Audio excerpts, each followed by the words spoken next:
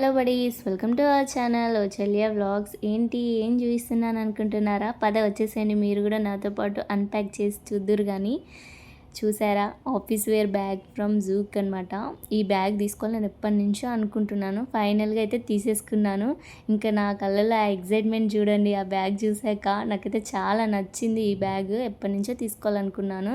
దీని స్ట్రక్చర్ కానీ టెక్స్చర్ చాలా బాగుండే. పట్టుకుంటే ఆ ఫీల్ తెలిసిపోతుంది. డిజైన్ది చాలా బాగుంది.